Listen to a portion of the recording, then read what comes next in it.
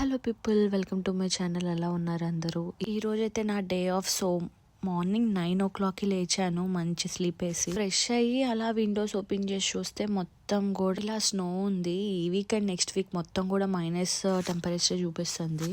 దానికి తోడ వర్షం కాంబినేషన్ కూడా చూపిస్తుంది.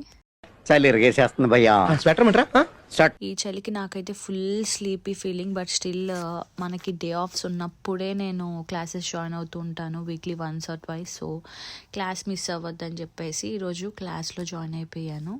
ఆఫ్టర్ 3.5 hours క్లాస్ తర్వాత ఇప్పుడు మనం ఏం చేయాలనేది నేను ప్లాన్ చేసుకోవాలి.